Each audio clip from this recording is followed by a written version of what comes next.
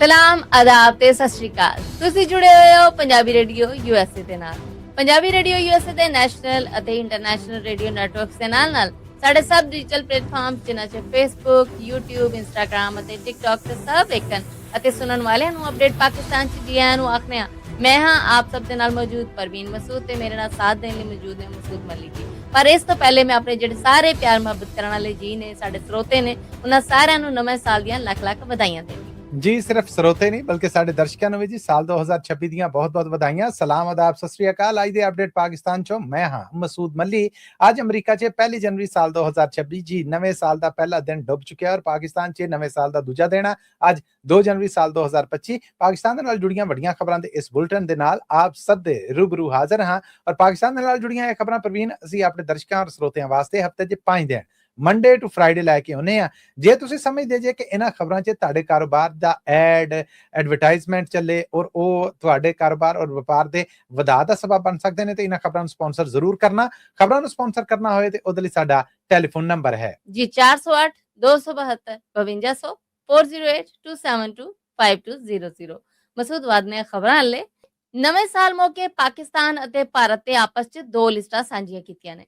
ਇੱਕ ਆਪੋ ਆਪਣੇ ਐਟੋਮਿਕ ਵੈਪਨਸ ਦੀ ਤੇ ਦੂਜੀ ਲਿਸਟ ਹੈਗੀ ਹੈ ਇੱਕ ਦੂਜੇ ਦੇ ਸ਼ਹਿਰੀ ਜਿਹੜੇ ਦੋਵੇਂ ਮੁਲਕਾਂ 'ਚ ਜੇਲਾਂ 'ਚ ਕੈਦ ਨੇ। ਬਿਲਕੁਲ ਜੀ ਠੀਕ ਹੈ। ਔਰ ਇਹ ਪ੍ਰਵੀਨ ਜਿਹੜਾ ਕੰਮ ਆ ਇਹ ਹਰ ਸਾਲ ਕੀਤਾ ਜਾਂਦਾ ਹੈ ਨਵੇਂ ਸਾਲ ਮੌਕੇ ਯਾਨੀ 1 ਜਨਵਰੀ ਨੂੰ। ਸਾਲ 'ਚ ਇਹ ਦੋ ਵਾਰਾਂ ਹੁੰਦਾ ਆ। ਇੱਕ ਵਾਰ 1 ਜਨਵਰੀ ਨੂੰ ਔਰ ਇੱਕ ਵਾਰ ਇਹ ਹੁੰਦਾ ਆ 1 ਜੁਲਾਈ ਨੂੰ ਯਾਨੀ 6 ਮਹੀਨਿਆਂ ਬਾਅਦ। ਔਰ ਇਹ ਇੱਕ ਸਮਝੌਤਾ ਹੋਇਆ ਸੀਗਾ ਪਾਕਿਸਤਾਨ ਔਰ ਇੰਡੀਆ ਵਿਚਕਾਰ ਜਿਹਨੂੰ 1988 ਦੇ 31 ਦਸੰਬਰ 1988 ਦਾ ਇਹ ਸਮਝੌਤਾ ਆ ਜਿਹਦੇ ਤਹਿਤ ਦੋਵੇਂ ਮੁਲਕਾਂ ਨੇ ਆਪਣੇ ਐਟੋਮਿਕ ਵੈਪਨਸ ਨੇ ਉਹਨਾਂ ਦੇ ਟਿਕਾਣੇ ਨੇ ਉਹਨਾਂ ਦੇ ਜਿਹੜੇ ਫੈਸਿਲਿਟੇਸ਼ਨ ਸੈਂਟਰ ਨੇ ਜਿੱਥੇ ਉਹਨਾਂ ਦੇ ਉੱਤੇ ਕੰਮ ਕਰ ਰਿਹਾ ਰਿਸਰਚ ਸੈਂਟਰ ਨੇ ਇਹਨਾਂ ਦੀਆਂ ਲਿਸਟਾਂ ਦੇਣੀਆਂ ਹੁੰਦੀਆਂ। ਕੋਈ ਵੀ ਮਾਮਲਾ ਬਣ ਜਾਵੇ ਇਹ ਇੱਕ ਇੰਟਰਨੈਸ਼ਨਲ ਰੂਲ ਹੈ ਉਹਦੇ ਨੂੰ ਫਾਲੋ ਕਰਦੇ ਨੇ। ਦੂਜਾ ਇਹ ਹੁੰਦਾ ਹੈ ਕਿ ਦੋਵੇਂ ਮੁਲਕਾਂ ਦੀਆਂ ਜੇਲ੍ਹਾਂ ਦੇ ਵਿੱਚ ਕਿੰਨੇ ਕਿੰਨੇ ਕੈਦੀ ਕੈਦ ਨੇ, ਆਮ ਕਿੰਨੇ ਨੇ, ਮਛੇਰੇ ਕਿੰਨੇ ਨੇ, ਕੀ ਉਹਨਾਂ ਦੀ ਨੇਚਰ ਹੈ। ਸੋ ਇਹ ਕੰਮ ਜਿਹੜਾ ਇਹ ਕੀਤਾ ਜਾਂਦਾ। ਸੋ ਕੱਲ ਆ ਜਿਹੜਾ 1 ਜਨਵਰੀ ਮੌਕੇ ਪਾਕਿਸਤਾਨ ਔਰ ਭਾਰਤ ਨੇ ਆਪਸ ਦੇ ਵਿੱਚ ਇਹਨਾਂ ਦੋਵੇਂ ਲਿਸਟਾਂ ਨੂੰ ਐਕਸਚੇਂਜ ਕੀਤਾ ਹੈ। ਪਾਕਿਸਤਾਨ ਵੱਲੋਂ ਜਿਹੜੀ ਲਿਸਟ ਦਿੱਤੀ ਗਈ ਹੈ ਕਿਉਂਕਿ ਸਾਡੇ ਤੱਕ ਜਦੋਂ ਇਹ ਖਬਰ ਪਹੁੰਚੀ ਸੀ ਉਦੋਂ ਭਾਰਤ ਵੱਲੋਂ ਲਿਸਟਾਂ ਦੀ ਹਵਾਲਗੀ ਤੇ ਦਿੱਲੀ 'ਚ ਪਾਕਿਸਤਾਨੀ ਹਾਈ ਕਮਿਸ਼ਨ ਦੇ ਸਪੁਰਦ ਕਰ ਦਿੱਤੀ ਗਈ ਪਰ ਸਾਡੇ ਕੋਲ ਆંકੜੇ ਨਹੀਂ ਹੈ ਕਿ ਭਾਰਤੀ ਜੇਲ੍ਹਾਂ ਦੇ ਵਿੱਚ ਕਿੰਨੇ ਕੈਦੀ ਕੈਦ ਨੇ, ਉਹਨਾਂ ਦੇ ਵਿੱਚੋਂ ਕਿੰਨੇ ਸਿਵਲ ਨੇ, ਕਿੰਨੇ ਮਛੇਰੇ ਨੇ, ਕਿੰਨੇ ਬਾਕੀ ਨੇ।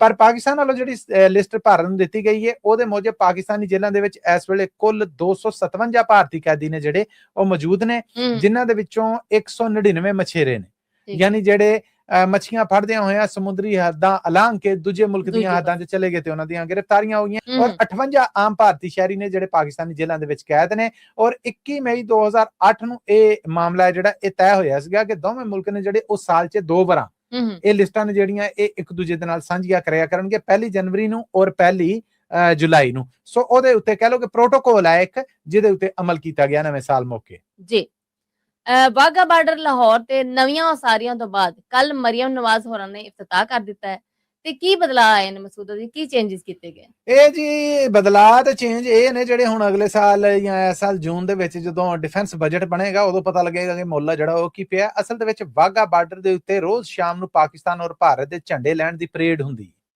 ਬੜੀ ਜਸ਼ੀਲੀ ਕਿਸਮ ਦੀ ਇੱਕ ਦੂਸਰੇ ਨੂੰ ਘੂਰਦੇ ਨੇ ਫੌਜੀ ਐ ਬੂਟਾਂ ਦੀਆਂ ਤਾਪਾਂ ਕਿੱਡੀ ਲੱਤ ਤਾਂ ਨੂੰ ਜਾਂਦੀ ਹੈ, ਕੌਣ ਕਿਹਨੂੰ ਬਹੁਤੀ ਘੂਰੀ ਪਾਉਂਦਾ ਆ, ਕੌਣ ਮੁੱਛਾਂ ਨੂੰ ਵੱਟ ਦੇ ਕੇ ਲਲਕਾਰਦਾ ਐ ਬਾਹਾਂ ਚੋੜੀਆਂ ਕਰ ਕਰਕੇ। ਸੋ ਆਵਾਮ ਟਿਕਟ ਲੈ ਕੇ ਇਹ ਪਰੇਡ ਹੈ ਜਿਹੜੀ ਇਹ ਵੇਖਦੀ ਹੈ। ਇਸ ਪਰੇਡ ਦੇ ਵਿੱਚ ਪਹਿਲਾਂ 7000 ਲੋਕਾਂ ਦੇ ਬਹਿਣ ਦੀ ਹੈ ਜਿਹੜੀ ਉਹ ਗੁੰਜਾਇਸ਼ ਸੀ ਪ੍ਰਵੀਨ। ਹੁਣ ਇਹਦੀ ਕਹਿ ਲਵੋ ਕਿ ਐਕਸਟੈਂਸ਼ਨ ਹੋਈ ਹੈ ਔਰ ਇਸ ਐਕਸਟੈਂਸ਼ਨ ਤੋਂ ਬਾਅਦ ਹੁਣ ਪਾਕਿਸਤਾਨ ਵਾਲੇ ਪਾਸੇ 27000 ਲੋਕਾਂ ਦੇ ਬਹਿਣ ਦੀ ਗੁੰਜਾਇਸ਼ ਬਣ ਗਈ ਯਾਨੀ 20000 ਦਾ ਵਾਧਾ ਹੋਇਆ ਆ। ਇਸ ਤੋਂ ਅੱਡ ਕਹਿ ਲਵੋ ਕਿ ਇੱਕ ਅਲਾਮਤੀ ਮਿਊਜ਼ੀਅਮ ਬਣਾਇਆ ਗਿਆ ਹੈ ਜਿਹਦੇ 'ਚ 1947 ਦੀ ਹਿਜਰਤ ਆ ਜਿਹੜੀ ਉਜਾੜੇ ਨੇ ਜਿਹੜੇ ਉਹ ਟ੍ਰੇਨ ਇੱਕ ਬਣਾਈ ਗਈ ਹੈ। ਰੇਲਵੇ ਸਟੇਸ਼ਨ ਦਾ ਇੱਕ ਕਹਿ ਲਵੋ ਕਿ ਮੰਜ਼ਰ ਬਣਾਇਆ ਗਿਆ ਕਿ ਕਿੱਦਾਂ ਉਜੜੇ ਪੁਜੜੇ ਲੋਕ ਨੇ ਜਿਹੜੇ ਉਹ ਭਾਰਤ ਤੋਂ ਪਾਕਿਸਤਾਨ ਵਾਲੇ ਪਾਸੇ ਆ ਰਹੇ ਸੀਗੇ। ਲਹਿੰਦੇ ਪੰਜਾਬ ਦੀ ਸੀਐਮ ਮਰੀਮ ਨਵਾਜ਼ ਹੋਣੇ ਨੇ ਜਿਹੜੀਆਂ ਉਹਨਾਂ ਨੇ ਇਫਤਤਾਹ ਕੀਤਾ ਹੈ। ਬਾਕੀ ਜਿੱਦਾਂ ਉਹਦੀ ਲੱਤ ਉੱਚੀ ਤੇ ਮੇਰੀ ਲੱਤ ਉੱਚੀ ਲੋਕੀ ਭਾਵੇਂ ਗੁਰਬਤ ਦੇ ਵਿੱਚ ਮਰ ਜਾਣ ਇਹ ਸ਼ਰਤ ਹੈ ਜਿਹੜੀ ਇਹ ਦੋਵੇਂ ਮੁਲਕਾਂ ਦਾ ਇੱਕ ਜੰਗੀ ਜਨੂਨ ਹੈ ਜਿਹੜਾ ਉਹ ਦੱਸ ਪਾਉਂਦਾ। ਇਹਦੀ ਝੰਡਾ ਵਾਘਾ ਬਾਰਡਰ ਤੇ ਲੱਗਾ ਸੀਗਾ। ਪਾਕਿਸਤਾਨ ਦਾ ਜੀ 300 ਸੀਗਾ ਤੇ ਭਾਰਤ ਨੇ ਕਹਿ ਲਵੋ ਕਿ 320 ਕਰ ਲਿਆ। ਹੁਣ ਪਾਕਿਸਤਾਨ ਨੇ 315 ਕੀਤਾ ਤੇ ਉਹ ਫਿਰ 325 ਹੋ ਗਿਆ। ਹੁਣ ਸੁਣਿਆ ਕਿ ਪਾਕਿਸਤਾਨ ਨੇ 339 ਮੀਟਰ ਉੱਚਾ ਕਰ ਲਿਆ ਉਹਨੂੰ, ਯਾਨੀ 339 ਮੀਟਰ ਉੱਚਾ ਕਰ ਲਿਆ ਉਹ ਝੰਡਾ। ਤੇ ਹੁਣ ਭਾਰਤ ਵਾਲੇ ਪਾਸਿਓਂ ਵੇਖੋ ਕਿ ਇਹਨੂੰ 40 ਕਰਕੇ ਆ ਜਿਹੜਾ ਇਹ ਬਸ ਇਹ ਲੱਤ ਆ ਕਦੀ ਉੱਚੀ ਤੇ ਕਦੀ ਨੀਵੀਂ, ਇਹ ਉਹ ਮਾਮਲਾ ਹੋਣ ਡਿਆ। ਝੰਡਾ ਜਿਹੜਾ ਉਹ ਵੀ ਉੱਚਾ ਕੀਤਾ ਗਿਆ। ਖਬਰ ਨੂੰ ਤੇ ਪਾਕਿਸਤਾਨ 'ਚ ਬੜਾ ਉਹ ਦੇਸ਼ ਭਗਤੀ ਦੇ ਤੌਰ ਤੇ ਵੇਖਿਆ ਜਾ ਰਿਹਾ, ਪਰ ਮੈਂ ਇਹਨੂੰ ਸਮਝਣਾ ਹੈ ਕਿ ਗਰੀਬੀ ਹੈ ਜਿਹੜੀ ਇਹ ਨਹੀਂ ਆ ਉਹਦੇ ਤੇ ਅਸਾਰੀਆਂ ਜਾਣਗੀਆਂ। ਲੋਕਾਂ ਦਾ ਹੱਕ ਆ ਜਿਹੜਾ ਦਵਾ ਦਾਰੂ ਸਾਫ਼ ਜੀਣ ਦਾ, ਇਹ ਉਹਦੇ ਮਾਮਲੇ ਦੇ ਵਿੱਚ ਮਾਫੀ ਦੇ ਨਾਲ ਮੈਨੂੰ ਜ਼ਰਾ ਇੱਕ ਕੁੜਤਨ ਲੱਗਦੀ ਹੈ। ਸੋ ਉਹ ਹੁਣ ਖੋਲ ਦਿੱਤਾ ਗਿਆ ਆ ਔਰ ਲੋਕ ਨੇ ਜਿਹੜੇ ਉਹ ਦੁਬਾਰਾ ਕੁਝ ਚਿਰ ਇਹ ਬੰਦ ਕਰ ਛੱਡਿਆ ਸੀਗਾ ਪਰੇਡ ਵੇਖਣ ਵਾਸਤੇ, ਹੁਣ ਆ ਜਾ ਸਕਣਗੇ ਜੀ। ਐਮ ਟੈਗ ਲੱਗੇ ਬਿਨਾ ਗੱਡੀਆਂ ਇਸਲਾਮਾਬਾਦ 'ਚ ਨਹੀਂ ਵੜ ਸਕਣਗੀਆਂ। ਪਹਿਲੇ ਇਸ ਬਾਰੇ ਪਹਿਲੀ ਤਰੀਕ ਮਿੱਥੀ ਗਈ ਸੀ, ਪਰ ਹੁਣ 15 ਜਨਵਰੀ ਤੱਕ ਇਸ ਕੰਮ 'ਚ ਵਾਧਾ ਕਰ ਦਿੱਤਾ ਗਿਆ। ਇਸਲਾਮਾਬਾਦ ਸ਼ਹਿਰ ਪਾਕਿਸਤਾਨ ਦੀ ਰਾਜਧਾਨੀ ਵੀ ਹੈ ਪ੍ਰਵੀਨ, ਔਰ ਉਹ ਸ਼ਹਿਰ ਹੈ ਜਿਹਨੂੰ ਸਭ ਤੋਂ ਪਹਿਲੇ ਇਹ ਮੌਕਾ ਲੱਭਾ ਕਿ ਉਹ ਸੇਫ ਸਿਟੀ ਦੇ ਤੌਰ ਤੇ ਸਾਹਮਣੇ ਆਇਆ। ਫਿਰ ਉਹਦੀ ਵੇਖਾ ਵੇਖੀ ਲਾਹੌਰ, ਕਰਾਚੀ ਔਰ ਬਾਕੀ ਸ਼ਹਿਰ ਨੇ ਜਿਹੜੇ ਉਹ ਰਾਵਲਪਿੰਡੀ ਤੱਕ, ਹੁਣ ਤੇ ਬਹੁਤ ਸਾਰੇ ਸ਼ਹਿਰ ਨੇ ਜਿਹੜੇ ਉਹ ਸੇਫ ਸਿਟੀਜ਼ ਤੇ ਕਹਿ ਲਵੋ ਕਿ ਉਹ ਪੈਰਾਮੀਟਰਸ 'ਚ ਆ ਗਏ।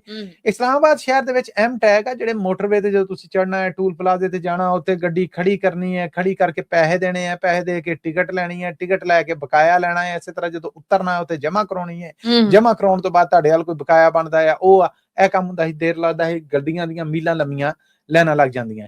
ਹੁਣ ਤੁਸੀਂ ਇਕੱਠਾ ਐਮ ਟੈਗ ਦਾ ਇੱਕ ਸਟicker ਲੱਗੇਗਾ ਤੁਹਾਡੀ ਗੱਡੀ ਦੇ ਉੱਤੇ, ਜਿਹੜਾ ਜਦੋਂ ਤੁਸੀਂ ਟੂਲ ਪਲਾਜ਼ੇ ਤੇ ਜਾਓਗੇ ਉਹ ਸਕੈਨ ਹੋ ਜਾਂਦਾ ਆ। ਉਹਦੇ ਵਿੱਚ ਤੁਹਾਡਾ ਜਿਹੜਾ ਅਕਾਊਂਟ ਆ ਉਹਦੇ ਤੁਸੀਂ ਪੈਸੇ ਪਾਏ ਹੁੰਦੇ ਨੇ 1000 2000, ਜਦੋਂ ਉਹ ਮੁੱਕਦੇ ਨੇ ਤੁਸੀਂ ਹੋਰ ਮੋਬਾਈਲ ਐਪ ਦੇ ਰਾਹੀਂ ਜਾ ਕੇ ਪੈਸੇ ਦੇ ਕੇ ਉਹਦੇ ਚ ਪਵਾ ਲੈਂਦੇ ਜੇ। ਹੁਣ ਉਹ ਐਮ ਟੈਗ ਲੱਗੀਆਂ ਗੱਡੀਆਂ ਜਿਹੜੀਆਂ ਮੋਟਰਵੇ ਤੇ ਸਹੂਲਤ ਸਨ, ਇਸਲਾਮਾਬਾਦ ਸ਼ਹਿਰ ਕੈਪੀਟਲ ਆ, ਇਹਦੇ ਵਿੱਚ ਵੀ ਗੱਡੀਆਂ ਦੇ ਵੜਨ ਵਾਸਤੇ ਕਿਸੇ ਵੀ ਰਾਹ ਥਾਣੀ ਐਮ ਟੈਗ ਲੱਗੇ ਹੋਣਾ ਜ਼ਰੂਰੀ ਹੈ। ਜਿਨ੍ਹਾਂ ਗੱਡੀਆਂ ਤੇ ਐਮ ਟੈਗ ਨਹੀਂ ਹੈ ਉਹ ਇਸਲਾਮਾਬਾਦ ਸ਼ਹਿਰ ਦੇ ਵਿੱਚ ਵੜਨ ਲਈ ਉਹੀ ਵੜਨਗੀਆਂ ਤਾਂ ਸਹੀ, ਉਹੀ ਔਖਲ ਖੇਚਲ ਚੁੱਕਣਗੀਆਂ ਜਿਹੜੀਆਂ ਪਹਿਲੇ। ਪਰ ਐਰਗੀਓ ਸਿਰਫ ਜਿੰਨਾ ਕਿਰਾਇਆ ਭਾੜਾ ਜਾਂ ਟੂਲ ਬਣਦਾ ਉਹਨਾਂ ਨਹੀਂ ਦੇਣੀਆਂ, ਜੁਰਮਾਨਾ ਨਾਲ ਦੇਣਗੀਆਂ। ਐਮ ਟੈਗ ਜ਼ਰੂਰੀ ਹੈ, ਐਮ ਟੈਗ ਲੱਗਾ ਤਾਂ ਫਿਰ ਜੁਰਮਾਨਾ ਨਹੀਂ ਹੈ। ਉਹ ਹੁਣ ਜਦੋਂ ਇਹਨਾਂ ਨੇ ਆਖਿਆ ਕਿ 1 ਜਨਵਰੀ ਤੱਕ ਯਾਨੀ 31 ਦਸੰਬਰ 2025 ਤੱਕ ਲਵਾ ਲਓ, ਲੋਕ ਗੱਡੀਆਂ ਦੀਆਂ ਲੈਣਾ ਲੱਗ ਗਈਆਂ।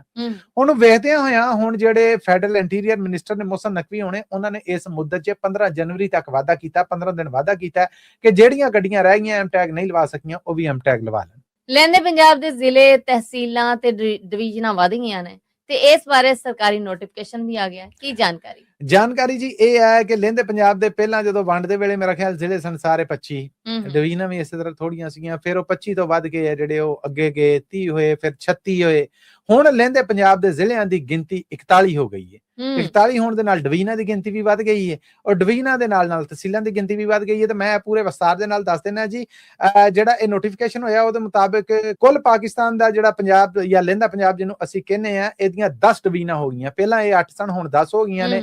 ਜ਼ਿਲ੍ਹੇ ਜਿਹੜੇ ਪਹਿਲਾਂ 36 ਸਨ ਉਹ 41 ਹੋ ਗਏ ਨੇ ਔਰ ਤਹਿਸੀਲਾਂ ਨੇ ਜਿਹੜੀਆਂ ਉਹ 156 ਹੋ ਗਈਆਂ ਨੇ। ਲਾਹੌਰ ਡਿਵੀਜ਼ਨ ਦੇ 4 ਜ਼ਿਲ੍ਹੇ ਨੇ ਪ੍ਰਵੀਨ, ਜਿਨ੍ਹਾਂ ਦੇ ਵਿੱਚ ਲਾਹੌਰ ਹੈ, ਕਸੂਰ ਹੈ, ਸ਼ੇਖੂਪੁਰਾ ਔਰ ਨਨਕਾਣਾ ਸਾਹਿਬ, ਔਰ ਇਹ 4 ਜ਼ਿਲ੍ਹੇ ਰਲਾ ਕੇ ਇੱਕ ਡਿਵੀਜ਼ਨ ਹੈ ਜਿਨ੍ਹਾਂ ਦੀਆਂ ਕੁੱਲ 22 ਤਹਿਸੀਲਾਂ ਨੇ ਜਿਹੜੀਆਂ ਉਹ ਬਣਦੀਆਂ ਨੇ।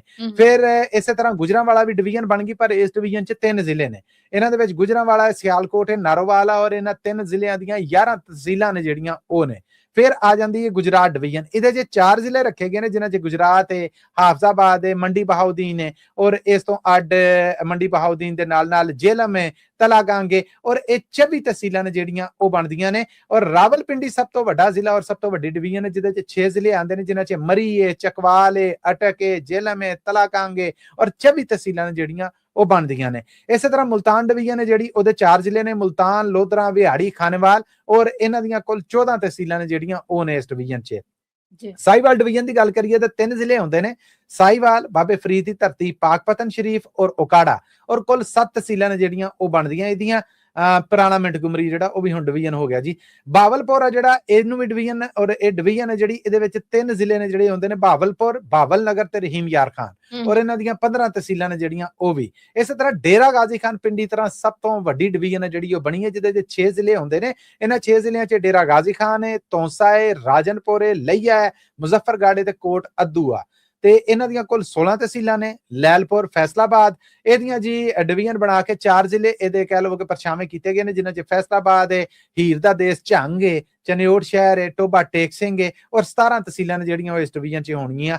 ਸਰਗੋਦਾ ਡਿਵੀਜ਼ਨ ਹੈ ਜਿਹੜੀ, ਇਹਦੇ 4 ਜ਼ਿਲ੍ਹੇ ਕਰ ਦਿੱਤੇ ਗਏ ਨੇ, ਜਿਨ੍ਹਾਂ 'ਚ ਸਰਗੋਦਾ ਆ, ਖੁਸ਼ਾਬ ਆ, ਮੀਆਂਵਾਲੀ ਹੈ ਤੇ ਪੱਖਰ ਹੈ। 18 ਤਹਿਸੀਲਾਂ ਇਹਨਾਂ ਦੀਆਂ ਹੋਣਗੀਆਂ ਔਰ ਇਸੇ ਤਰ੍ਹਾਂ ਰਾਵਲਪਿੰਡੀ ਔਰ ਡੇਰਾ ਗਾਜ਼ੀ ਖਾਨ, ਇਹ 2 ਸਭ ਤੋਂ ਵੱਡੀਆਂ ਡਿਵੀਜ਼ਨਾਂ ਨੇ ਜਿਹੜੀਆਂ ਉਹ ਬਣੀਆਂ ਨੇ ਜੀ। ਔਰ ਡਿਵੀਜ਼ਨਾਂ ਦੇ ਵਿੱਚ ਜੇ ਅਸੀਂ ਰਹੀਏ ਕਿ ਸਭ ਤੋਂ ਬਹੁਤੀਆਂ ਤਹਿਸੀਲਾਂ ਨੇ ਜਿਹੜੀਆਂ, ਇਹ ਜਿਹੜਾ ਦੱਖਣੀ ਪੰਜਾਬ ਤੇ ਇੱਧਰ ਦਾ ਪੰਜਾਬ, ਇਹ ਆਲੇ ਰੋਲੇ ਨੇ ਜਿਹੜੇ, ਇਹ ਕਮ ਸੇ ਕਮ ਮੌਕੇ ਨੇ। ਹੁਣ ਇਹ ਮਾਮਲਾ ਸਾਹਮਣੇ ਆਇਆ, ਵੇਖੋ ਅੱਗੇ ਇਹ ਕਿੱਧਰ ਨੂੰ ਜਾਂਦਾ ਹੈ ਜੀ।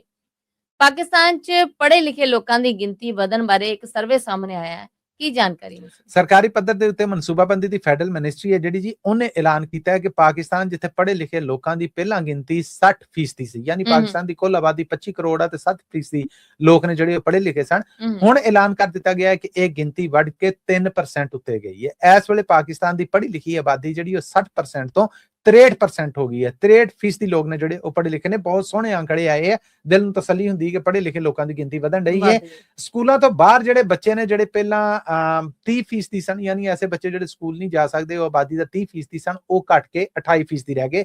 2% ਉਹਦੇ 'ਚ ਘਾਟਾ ਆਇਆ ਆ। ਏਦਾਂ ਹੀ ਘਰ ਦੇ ਵਿੱਚ ਇੰਟਰਨੈਟ ਵਰਤਣ ਵਾਲੇ ਨੇ ਜਿਹੜੇ, ਉਹਨਾਂ ਦੀ ਪਹਿਲਾਂ ਗਿਣਤੀ 34% ਸੀਗੀ ਔਰ ਉਹ ਵੱਧ ਕੇ ਡਬਲ ਤੋਂ ਵੀ ਉੱਤੇ ਚਲੀ ਗਈ, ਯਾਨੀ 34 ਦੂਣਾ 68, 68 ਨਹੀਂ 70% ਜਿਹੜੀ ਉਹ ਹੋਈ ਹੈ। ਏਦਾਂ ਹੀ ਬਹੁਤ ਸਾਰੇ ਹੋਰ ਆંકੜੇ ਨੇ ਜਿਹੜੇ ਉਹ ਵੀ ਪ੍ਰਵੀਨ ਸਾਹਮਣੇ ਆਏ ਨੇ, ਜਿਨ੍ਹਾਂ ਦੇ ਵਿੱਚ ਇਹ ਆਖਿਆ ਜਾ ਰਿਹਾ ਹੈ ਕਿ ਅੱਡੋ ਅੱਡ ਟਿਕਾਣੇ ਨੇ ਜਿਹੜੇ, ਉਹਨਾਂ ਦੇ ਵਿੱਚ ਘਰ ਦੇ ਵਿੱਚ ਜਿੱਦਾਂ ਇੰਟਰਨੈਟ ਵਰਤਣ ਵਾਲੇ ਨੇ ਜਿਹੜੇ, ਉਹ ਇਸੇ ਤਰ੍ਹਾਂ ਬਹੁਤ ਸਾਰੇ ਲੋਕ ਜਿਨ੍ਹਾਂ ਦੀ ਕਹਿ ਲਓ ਕਿ ਮੋਬਾਈਲ ਇੰਟਰਨੈਟ ਤੱਕ ਐਕਸੈਸ ਆ, ਉਹ 17% ਸੀਗੀ, ਉਹ ਵੱਧ ਕੇ ਹੁਣ 57%, 40% ਉਹਦੇ ਵਿੱਚ ਵਾਧਾ ਹੈ ਜਿਹੜਾ ਉਹ ਹੋਇਆ। ਸੋ ਇਹ ਸਰਵੇ ਹੈ ਜਿਹੜਾ ਇਹ ਸਾਹਮਣੇ ਆਇਆ। ਟੀਕੇ, ਹਿਫਾਜ਼ਤੀ ਟੀਕੇ ਜਿਹੜੇ ਲੱਗਦੇ ਸਨ ਬਿਮਾਰੀਆਂ ਤੋਂ ਬਚਾਉਣ ਵਾਸਤੇ, ਉਹਨਾਂ ਦੀ ਕਵਰੇਜ ਜਿਹੜੀ ਉਹ ਪਹਿਲਾਂ 68% ਸੀਗੀ, ਯਾਨੀ 68% ਲੋਕ ਲਗਾਉਂਦੇ ਸਨ।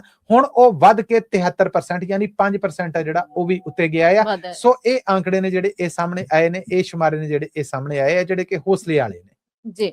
ਮਸੂਦ ਦੇ ਨਾਲ ਹੀ ਅਸੀਂ ਆਪਣੇ ਸਰੋਤਿਆਂ ਕੋਲ ਲੈਣੀ ਇਜਾਜ਼ਤ, ਪਰ ਜਾਣ ਤੋਂ ਪਹਿਲੇ ਉਹੀ ਇੱਕ ਗੱਲ ਜਿਹੜੀ ਸੀ ਹਰ ਵਾਰ ਕਰੀਏ ਜੀ। ਪਹਿਲਾਂ ਤਾਂ ਨਵੇਂ ਸਾਲ ਦੀਆਂ ਬਹੁਤ ਬਹੁਤ ਵਧਾਈਆਂ ਔਰ ਇਹ ਖਬਰਾਂ ਤੁਹਾਡੇ ਵਾਸਤੇ ਪੰਜਾਬੀ ਰੇਡੀਓ USA ਦੇ ਨੈਸ਼ਨਲ ਔਰ ਇੰਟਰਨੈਸ਼ਨਲ ਰੇਡੀਓ ਨੈਟਵਰਕ ਦੇ ਨਾਲ ਪੰਜਾਬੀ ਰੇਡੀਓ USA ਦੇ ਫੇਸਬੁੱਕ, YouTube, ਇੰਸਟਾਗ੍ਰਾਮ ਔਰ ਟਿਕਟੌਕ ਤੇ ਵੀ ਪੇਸ਼ ਕੀਤੀਆਂ ਜਾਂਦੀਆਂ। ਸਮਝਦੇ ਹੋ ਕਿ ਪਾਕਿਸਤਾਨ ਦੇ ਨਾਲ ਜੁੜੀਆਂ ਖਬਰਾਂ ਜਿਹੜੀਆਂ ਹਫ਼ਤੇ 'ਚ 5 ਦਿਨ ਮੰਡੇ ਟੂ ਫਰਾਈਡੇ ਅਸੀਂ ਤੁਹਾਡੇ ਲਈ ਪੇਸ਼ ਕਰਨੇ ਆ। ਇਹਨਾਂ 'ਚ ਜੇ ਤੁਹਾਡੇ ਕਾਰੋਬਾਰ ਦਾ ਇਸ਼ਤਿਹਾਰ ਚੱਲੇ ਤੇ ਉਹ ਬੜਾ ਫਾਇਦੇਮੰਦ ਹੋ ਸਕਦਾ ਹੈ ਤੇ ਆਪਣੇ ਕਾਰੋਬਾਰ ਔਰ ਵਪਾਰ ਦੇ ਜਾਂ ਵਧਾਵਾ ਵਾਸਤੇ ਜਾਂ ਕਹਿ ਲਵੋ ਕਿ ਰਾਬਤੇ ਵਾਸਤੇ ਸਾਡਾ ਟੈਲੀਫੋਨ ਨੰਬਰ ਨੋਟ ਕਰ ਲਓ ਜੀ, 408 272 5200 4082725200। ਇਹਦੇ ਨਾਲ ਹੀ ਅਪਡੇਟ ਪਾਕਿਸਤਾਨ 'ਚ ਸਾਨੂੰ ਦਿਓ ਇਜਾਜ਼ਤ। ਅਗਲੀ ਅਪਡੇਟ ਪਾਕਿਸਤਾਨ ਤੱਕ ਹੀ ਮੇਰਾ ਤੁਹਾਡਾ ਸਾਡਾ ਸਾਰਿਆਂ ਦਾ ਰੱਬ ਰਾਖਾ।